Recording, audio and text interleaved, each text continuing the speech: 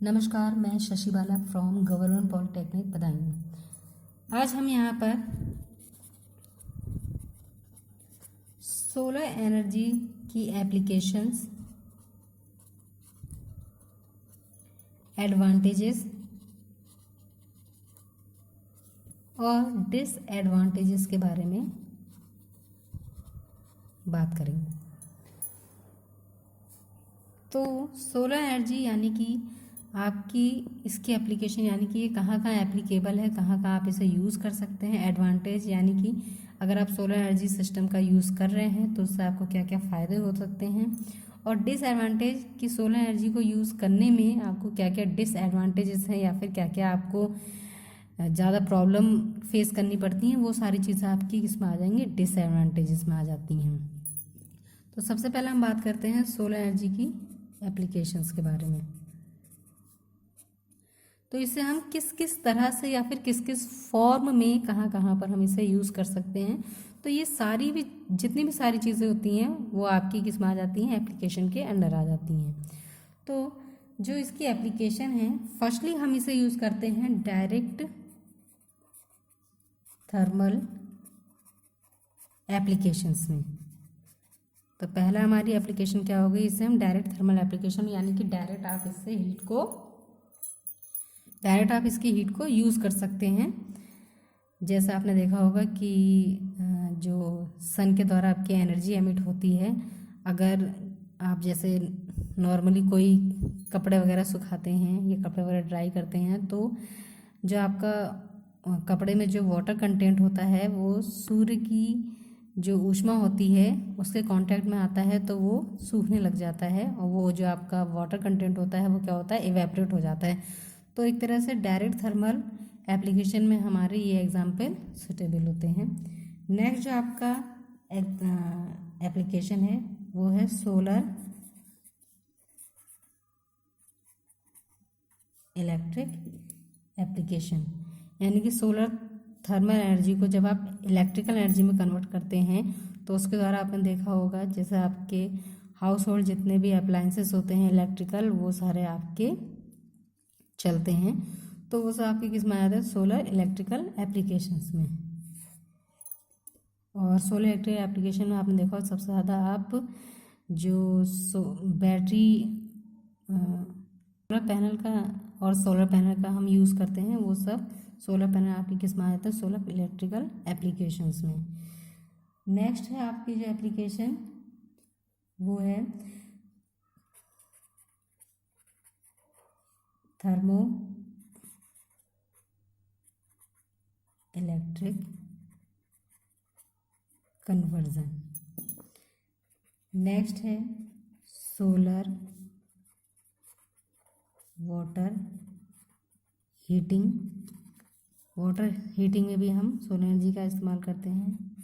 अगला है आपका solar heating and cooling, energy को एब्जॉर्ब करके हम उसके द्वारा हीटिंग या कूलिंग भी कर सकते हैं। अगला है आपका solar distillation,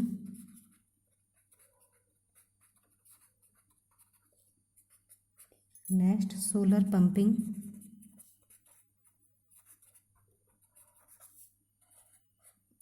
solar drawing,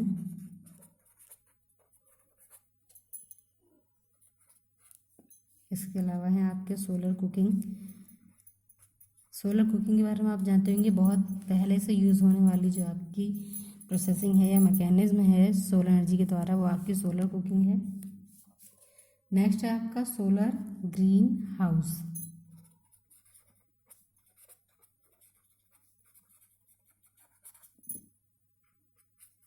next solar power plant और लास्ट है आपका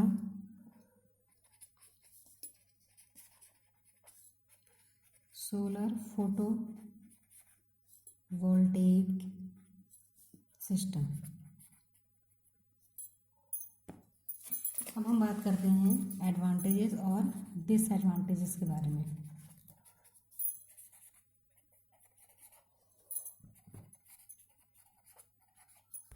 तो अगर हम एडवांटेजेस की बात करें तो सोलर एनर्जी आपकी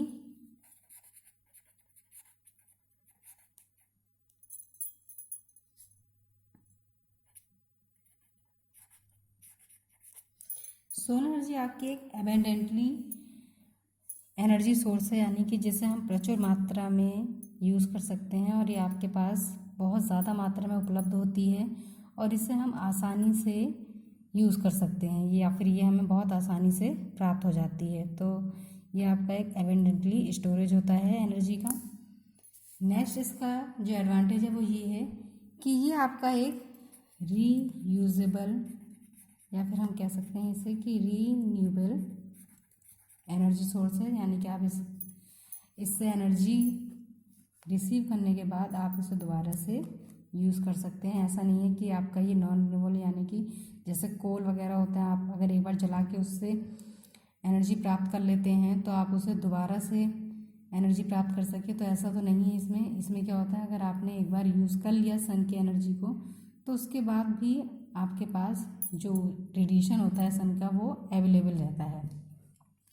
नेक्स्ट क्या है, ये आपका इको फ्रेंडली होते हैं, यानी कि पोल्यूशन फ्री होते हैं, जबकि फॉसिल फ्यूल यानी कि जो कन्वेंशनल फ्यूल होते हैं वो आपके कैसे होते हैं, पोल्यूटेड होते हैं। उससे क्या होता है, आपके बहुत सारी जो हानिकारक फ्यूम्स होती हैं या केमिकल कंपाउंड्स हैं या कार्बन कंटेंट है वो एटमॉस्फेयर में इवॉल्व होते हैं, और ये आपके क्या होते हैं, इको फ्रेंडली या फिर पोल्यूशन फ्री होते हैं। नेक्स्ट क्या है, ये जो आपकी सोलर एनर्जी है ये ग्रीन हाउस गैस को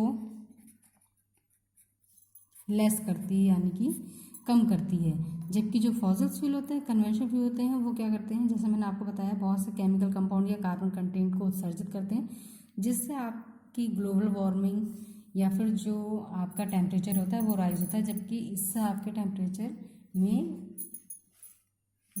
लॉस है, यानी कि टेम्परेचर में आपकी वृद्धि नहीं होती है। अगला हम बात करते हैं इसके डिसएडवांटेज की।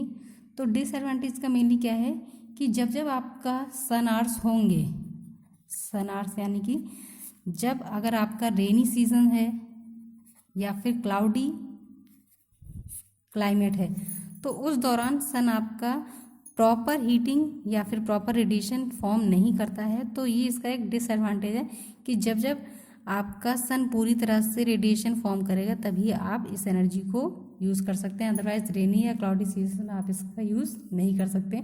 तो इसकी अवेलेबिलिटी रेनी और क्लाउडी सीजन में कैसी हो जाती है, बहुत लेस हो जाती है, या फिर हम कह सकते हैं कि बहुत ही ज़्यादा लिमिटेड हो जाती है। नेक्स्ट क्या है, इसको स्टोर करने की आवश्यकता पड़ती है, आप इसे डायरेक्ट यूज़ नहीं कर सकते हैं इलेक्ट्रिसिटी में, इसके लिए क्या करना पड़ता है, हमें स्टोरेज जैसे आपकी बैटरी सिस्टम वगैरह होते हैं उसकी आवश्यकता पड़ती है। नेक्स्ट जो है, जो आपकी सन के द्वारा रेडिएशन एमिट होती है उसे कैप्चर करने के लिए आपको लार्ज एरिया की आवश्यकता पड़ती है। जैसे आपने देखा होगा, जितने ज़्यादा आपके बड़े बड़े एरिया के या बड़े बड़े डायमेंशंस के जो आपके सोलर पैनल्स होते हैं उतनी ही ज़्यादा आपकी हीट जो एनर्जी है सन द्वारा वो उतनी ज़्यादा कैप्चर करके जनरेट की जाती है इलेक्ट्रिसिटी में। तो जितना आपका लार्ज एरिया होगा कलेक्शन सिस्टम का उतनी ही आपको ज़्यादा एनर्जी प्रोवाइड होगी इलेक्ट्रिसिटी की फॉर्म में या फिर किसी अन्य अदर फॉर्म में जो मैंने आपको एप्लीकेशन बताई उस फॉर्म में। और दूसरी चीज़ ये है कि जितना आपका लार्ज एरिया होगा पैनल्स का तो उतनी ही आपकी कॉस्ट क्या होगी, वो इंक्रीज़ होती है। तो ये थे आपके advantage and disadvantage and the application of solar energy.